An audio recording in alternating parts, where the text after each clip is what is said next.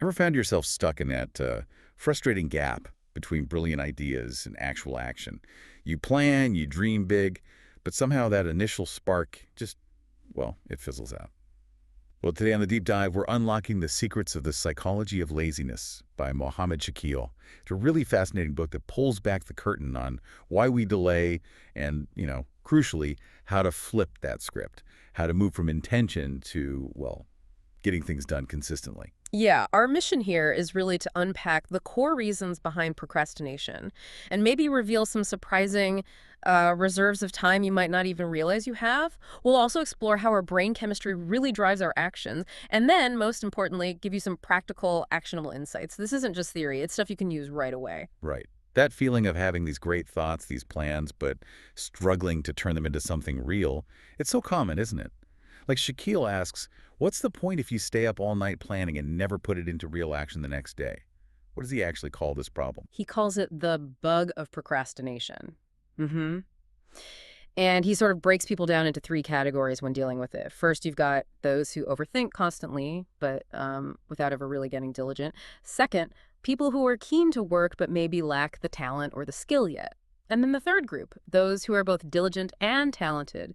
And he says it's this last group, really, that has the power to kill the bug.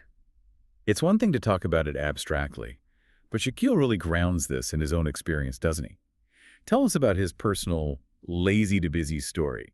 How did his own struggles shape these ideas? Oh, absolutely. He was apparently a prime victim himself initially, overthinking, procrastination, the whole deal. He talks about spending hours just surfing the internet, no clear strategy, dreaming but only talking about dreams, watching funny videos, playing games. Been there. Right. Always thinking, oh, I've got plenty of time, putting things off.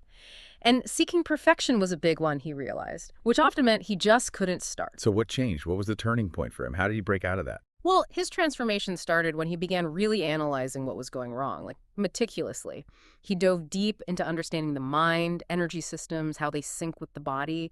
He figured out how motivation and those low periods are tied to brain chemistry, particularly dopamine. Dopamine. We'll definitely come back to that. Yeah, and these insights were, well, transformative for him. He launched his YouTube channel, Cool Mitra, and it just exploded. 1.8 million subscribers, over 100 million views. It even led to him being recognized by the United Nations as the youngest motivational speaker. Quite a turnaround. Wow. Okay, speaking of things we overlook, let's talk about time. Shaquille challenges our whole perception of it, revealing this, like, hidden stash of time we have each year. What's his time math? How did that work? It's pretty stark when he lays it out. So you start with 8,760 hours in a year. That's just 24 times 365, right? Right, standard year. Okay, now take out 8 hours of sleep a day. That's 2,920 hours gone. Leaves you with 5,840. Still sounds like a lot. It is. Then subtract, say, 40 hours of work a week. That's another 1,920 hours a year. Now you're down to 3,920. Okay. And then even if you factor in 2 hours every single day for just essentials, eating, showering, maybe a bit of phone time, internet stuff, that's another 730 hours. You're still left with 3,190 spare hours annually. 3,190, that's huge. It really is. That breaks down to about 266 hours a month, or like 8 to 9 hours every day. So for you listening, what does this actually mean? Because honestly, it often feels like there's no time, even with those numbers. Yeah. The real point Shaquille makes, I think, isn't just the number, but how easily this time just vanishes. Where do those 3,190 hours go? Why do we keep setting New Year's goals and telling ourselves, it's fine, I've got time, and then another year's gone? Exactly. And he stresses the potential value of that time. Just as an example, mechanically speaking, that's enough time to read 531 books a year. 531 books. Okay, that's maybe a bit much. Yeah, he admits it's a mechanical calculation. We're not robots. Life happens.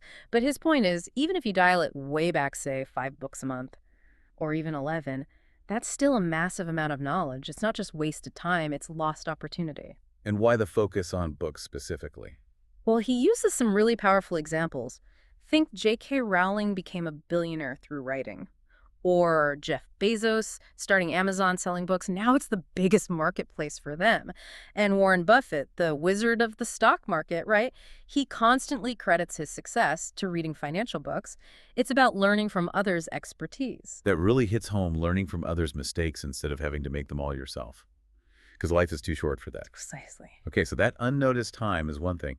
And speaking of things we don't notice stealing our time, The book then pivots to, well, probably the biggest culprit today.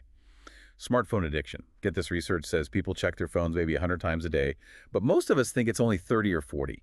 More than half of us don't even know where our focus is going. Hmm. And there's even a name for the fear of not having your phone nearby, nomophobia. The book points out how smartphones are actually kind of weakening our memory skills. We don't need to remember phone numbers anymore or directions or random facts. It's all just there. That mental muscle gets weak. And it gets kind of creepy when Shakeel discusses how tech companies literally study our behavior to make platforms more addictive. He mentions the Social Dilemma documentary. Yeah, the algorithms, they're not just showing you stuff you like, they're actively controlling what you see, what ads target you. The book makes a strong point. AI is subtly controlling human minds. Wow. And this overuse, it has a real dark side, impacts on multiple levels. Mental health, for instance. A Northwestern University study found something pretty striking. For people recovering from depression, the low mood lasted about 68 minutes for heavy smartphone users, compared to only 17 minutes for others. Plus, there's that constant stress of feeling you have to respond instantly. Yeah, that pressure is real. Physically. Insomnia from the blue light, messing with melatonin, apparently worse than caffeine before bed. Back pain, even reduced physical strength, hygiene-wise. University of Arizona study phones can have 10 times more bacteria than a toilet seat. Ugh. Oh, lovely. Don't tell me that right before lunch. Sorry. Socially, too, you see it everywhere, right?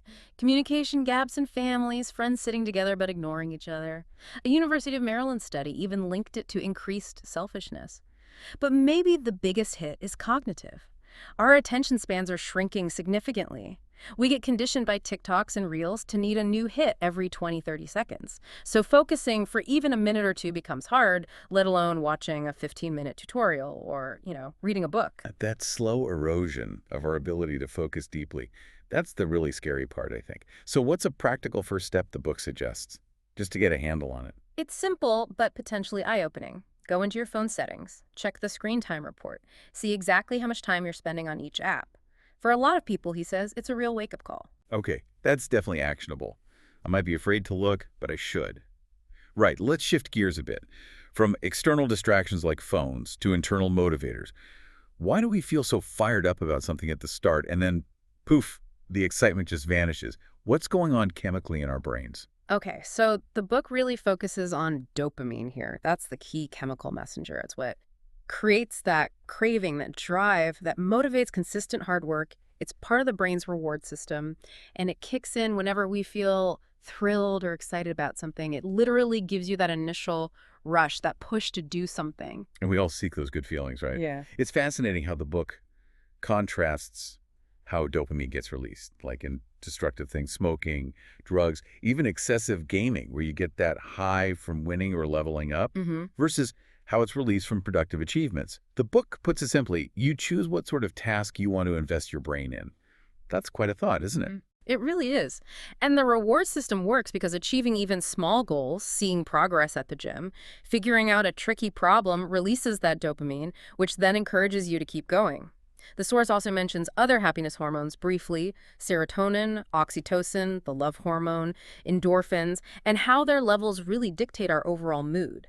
But fundamentally, as the author states, a lot of what we call motivation is deeply tied to dopamine release. Okay, so if dopamine is this powerful motivator, how can we, intentionally boost it? How do we increase these happiness hormones to improve our productivity, just feel better? Right, so the book offers several specific research-backed strategies. First up, meditation. Research, including a study from the U.S. National Library of Medicine, apparently shows that just an hour of meditation can bump up dopamine levels by as much as 64% compared to just resting quietly. That means better focus, less stress. Wow, 64%. That's significant. Yeah. Second, exercise and yoga. Not just good for the body, but directly impacts mood and brain function, reduces stress, releases endorphins and dopamine. Makes sense. The runner's high. Exactly. Third, sleep. This is absolutely crucial for dopamine production. And here's the catch: using your phone late at night, that actually releases dopamine, which keeps you awake. Ah, the vicious cycle. Right. Leads to daytime sleepiness, lack of focus. Getting proper sleep, the National Sleep Foundation suggests 79 hours for most adults ensures you have enough dopamine for the next day. Good sleep hygiene is key then. Definitely. Fourth, music. It can be a huge energy and concentration booster. The author himself used it a lot while writing the book. Different music evokes different moods, directly hitting those dopamine pathways. Find your focus playlist. Totally. And finally, nutrition.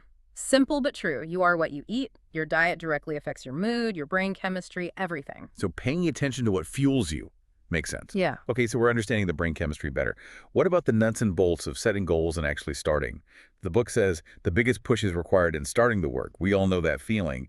How do we overcome that initial inertia? He uses a really great analogy, making a movie. Think about it. A screenwriter doesn't just have a vague idea. They start with maybe a germ of an idea, sure, but then they break it down into hundreds of pages. Dialogues, camera angles, every single second is planned out. Right. Incredibly detailed. Then the director uses that script to guide everything. They monitor the work, make the actors perform according to the plan, so apply that to your life goals. First step, write them down, get crystal clear clarity, then treat your mind and body like your actors, and you are the director guiding them based on your script. I like that. Be the director of your own life movie. Exactly. And crucially, divide those big goals into micro goals. His example is a video editor. Maybe the first micro goal is just buy a laptop, then learn the basics, then master specific software, then enhance skills, then start making a living from it. The idea is take small steps, picture big. That makes it feel much less overwhelming. Yeah. And it loops back to that powerful concept he mentions, the deathbed mentality. If you knew you only had 6 months left, would you really be lazy? Would you procrastinate? Would you be afraid of taking risks? Suddenly, the fear isn't failure, it's missing out, isn't it? Absolutely. It reframes everything. And the author also tackles overthinking head on, because that's a huge barrier, whether the thoughts are positive or negative. He gives 3 practical hacks. Okay, let's hear them. First, when you catch yourself overthinking, ask, is it important to think about this right now, or is it more important to actually work on it? Good question. Action over analysis. Second, if you're bothered by past mistakes, ask yourself, what's going to affect my future more, the stuff I'm doing right now, or these thoughts that are bugging me? Puts things in perspective. And third, challenging perfectionism. He basically says, trust me, perfection is not going to happen ever. And even if it did, it would probably be too late. Isn't a mediocre first attempt way better than no attempt at all? His advice is blunt. Just start. Don't worry if it's good or bad. Later means never. Later means never. That's powerful. Hey, okay, so we've hacked our brain chemistry, we've set micro goals, we've started imperfectly. What keeps us going? What's the ultimate unstoppable force? Necessity. Simple as that. The book argues that real breakthroughs, major inventions, electricity, technology, they weren't born just from someone feeling motivated one day. They came from a burning need. Without necessity, he claims, no invention would ever have been possible. The analogies he uses are quite stark, aren't they? They really are, like a committed vegan lost in the wilderness. Survival might force them to eat flesh. Or think about the drive of someone in poverty trying to create a better life for their family. That's not just motivation, it's necessity. Or protecting your family, you'd fight off anyone, even if you normally avoid conflict. Right. The core idea is shifting your goals from just being wants or shoulds to feeling like an emergency.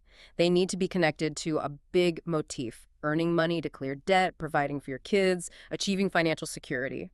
When the necessity is truly big, he says, then no lethargy, no bug of procrastination, no crap of always doing it right comes in the way. It just cuts through everything. And that leads to Mohammad Shakeel's final powerful call to action. With whatever resources you have, whatever actions you can take, just being there where you are, whatever you know is enough, put it all, whatever your might is, just begin. Yeah. Ultimately, the message is clear. The real fear shouldn't be failure. It should be inaction. Wow. What a deep dive that was into the psychology of laziness. We've covered so much ground, from uncovering that hidden time we all seem to have to recognizing the sneaky ways smartphones drain our focus. To understanding how to leverage our brain's own reward system with dopamine, breaking down daunting goals into manageable steps. And finally tapping into that powerful, undeniable force of necessity to drive real action.